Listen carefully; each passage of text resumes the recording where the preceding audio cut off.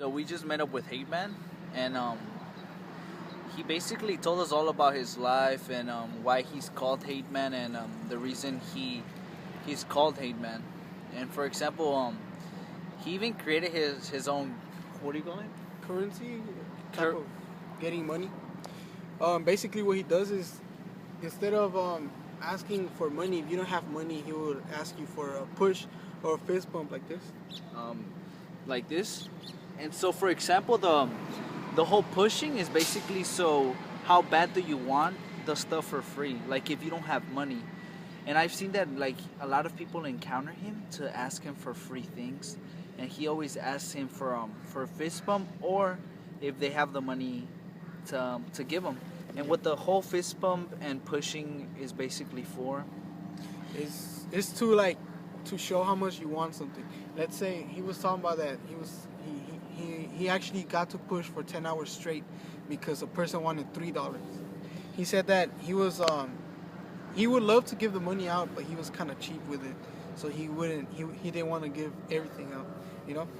And he said that when you're pushed with the other person, you sort of connect with each other, and it sort of shows like basically like Emmanuel and I said, like how much they wanted and how they just sort of connect with each other basically.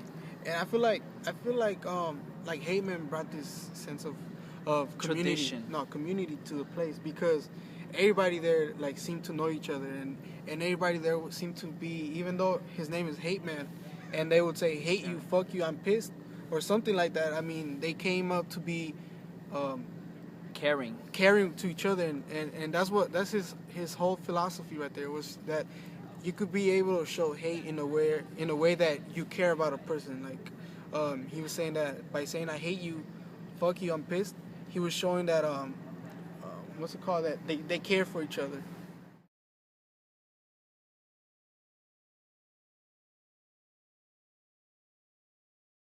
Punk didn't get to Berkeley till 78.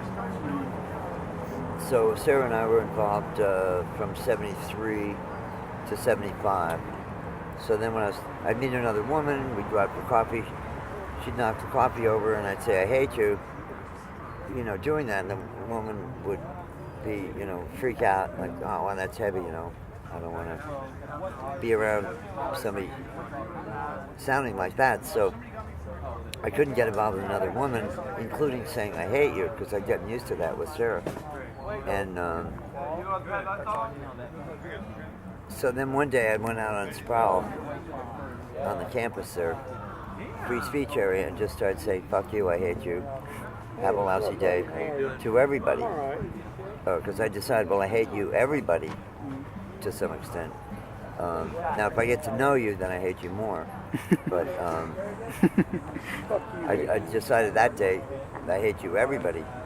So I just mouthed off on Sproul for like a year, every day for a year. How do we say hello? Fuck you, Hate Man. Right, that's like hello in New York. Fucking love you, brother.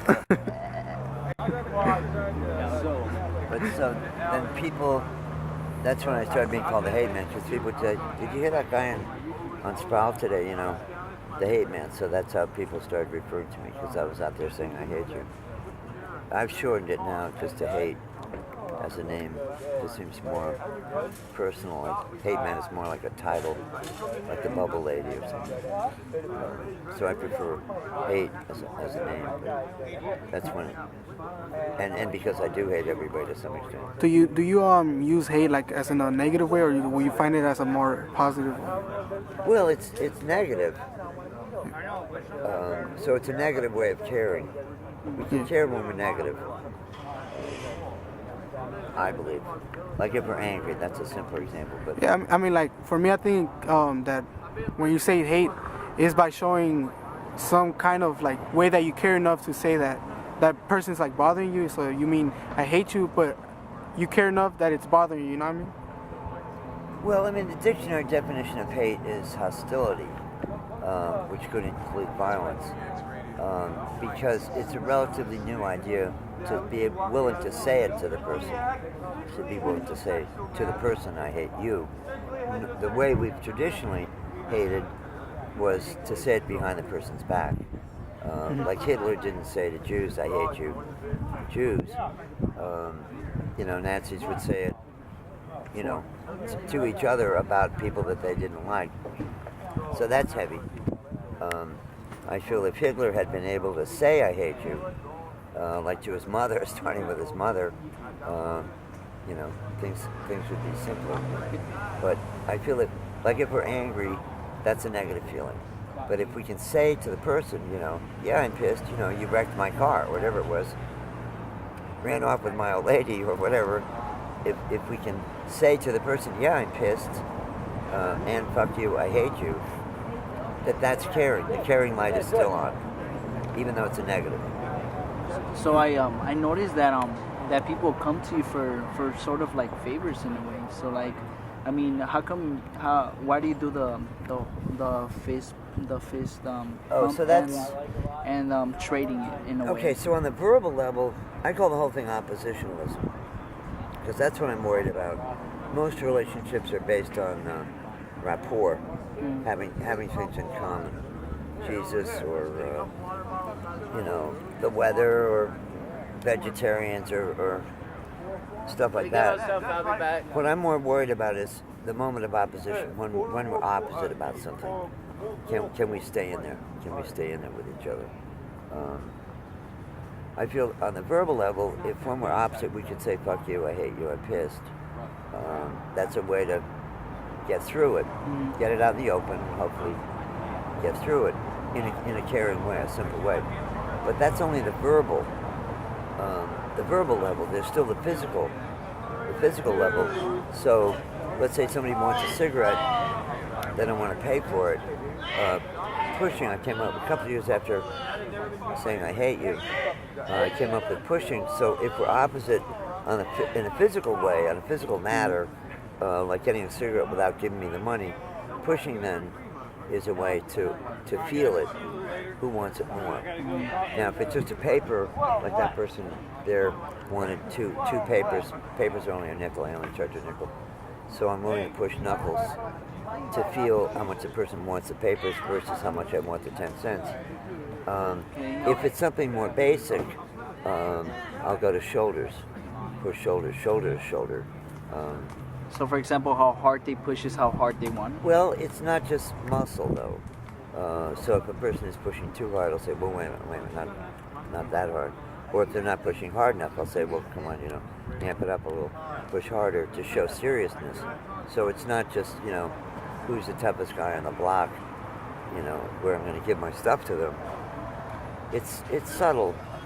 It's some kind of chi phenomenon. But in a push, I want to feel heart energy in there.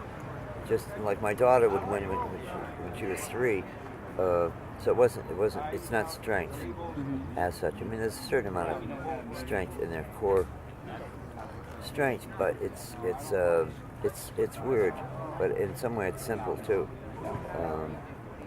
It could be a long push.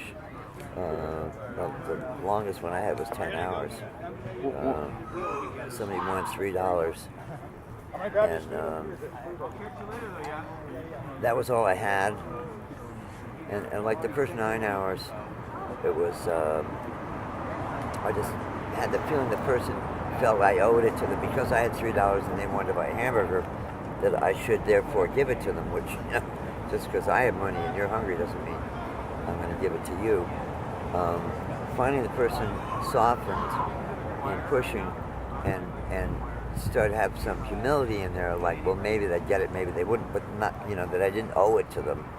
And finally the person gave up. We pushed another hour. The person finally gave up because I'm tough with money. Cigarettes is not that big a deal to push about cigarettes. With money, I'm pretty cheap with money. I mean, that's how I buy cigarettes.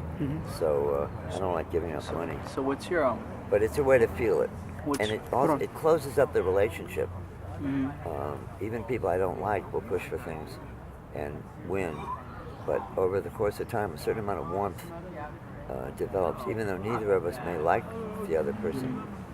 Some kind of bond that forms there, because you can get something from me without money. So